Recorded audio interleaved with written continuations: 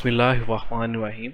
अस्सलाम वालेकुम। आप सबसे रिक्वेस्ट है कि काइंडली हमारा ये यूट्यूब चैनल सब्सक्राइब कर लें ताकि आप सब इम्पोर्टेंट अपडेट्स जो भी होंगी जॉब्स और यूनिवर्सिटी के एडमिशन से रिलेटेड उनसे आप आगाह रहें।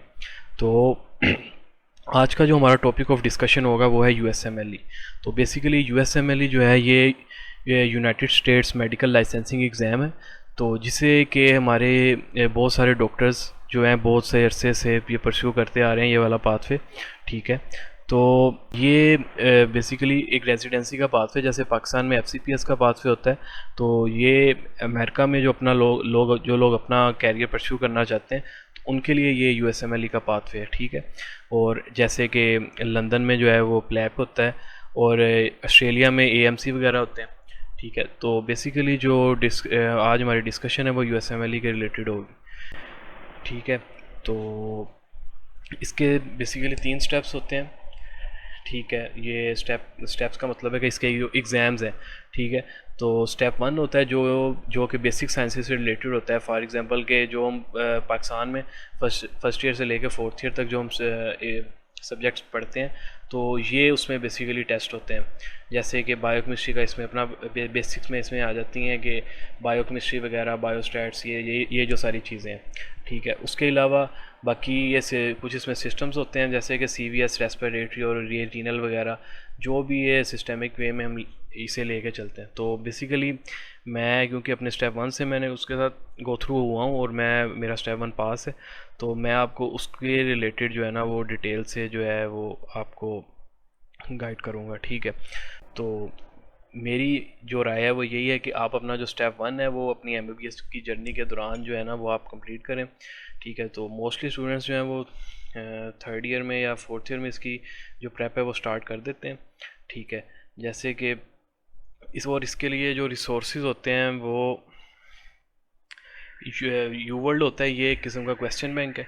ठीक है, जो हम लेते हैं और ये बाय करना पड़ता है। कुछ लोग अल्टरनेटिव पाथवेज भी लेते हैं इसके लिए, लेकिन और बाकी इसका जो बुक रिसोर्स है वो फर्स्ट एड है। ठीक है, यूएसएमएलई। ठीक है, तो उसके पोर्शंस होते हैं, वो जब आप पढ़ेंगे तो आप लोग वो अच्छी तरह से समझ जाएंगे कि उसमें एक सिस्टेमिक पोर्शन होता है और दूसरा जो है वो बेसिक्स होती हैं, जिसमें जेनेटिक्स और बायोकेम और ये जो सारी चीज़ें माइक्रो वगैरह होती हैं।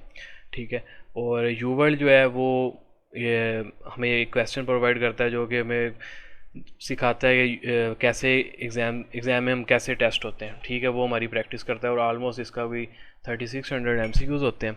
ठीक है, और इसके बाद जब आप अपने यूवर्ल्ड के पास से गो थ्रू हो जाते हो और फर्स्ट एड से भी गुजर जाते हो तो आप एनबीएमईज़ देते हो।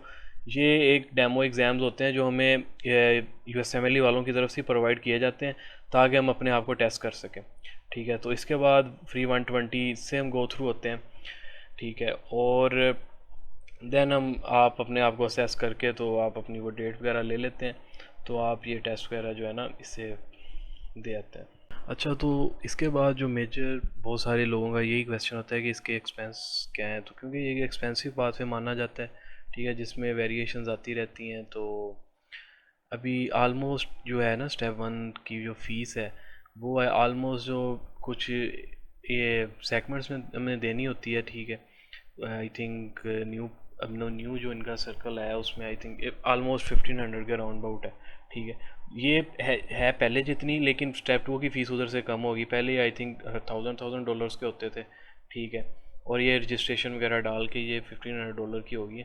तो ये सारा जो है ये हम हमारे चैनल पे मज़ीद वीडियोस जो है ना हम रिस्पॉन्स देखेंगे, उसके मुताबिक फिर हम आगे ना इस पर मज़ीद वीडियोस डालेंगे। ठीक है, डिटेल से। ठीक है, उसके बाद जो है अभी ये स्टेप 1 की बात कर लें, पाकिस्तान में ये लाहौर में होता है, इस्लामाबाद और कराची में।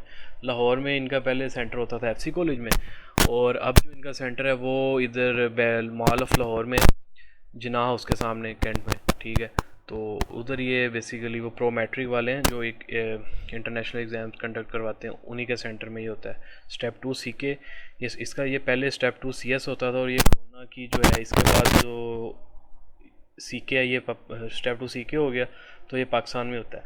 और स्टेप 3 जो होता है ये यूएसए में होता है।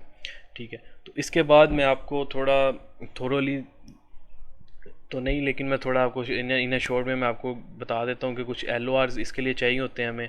ठीक है, LORs मतलब कि हमें वहाँ यहाँ से US जाना पड़ता है।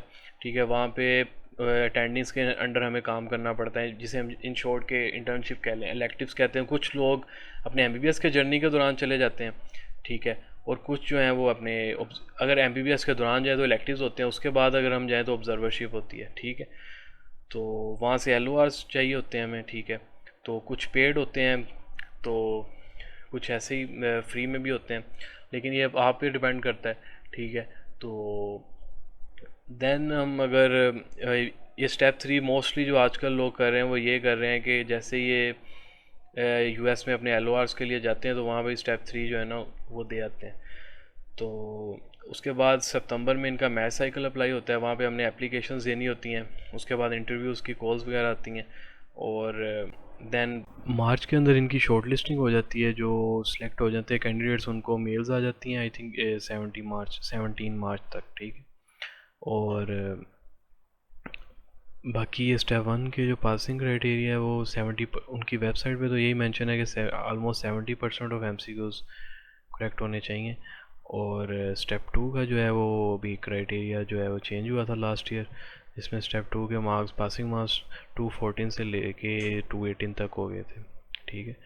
बाकी thank you so much for watching us and stay connected. अल्लाह हाफिज़।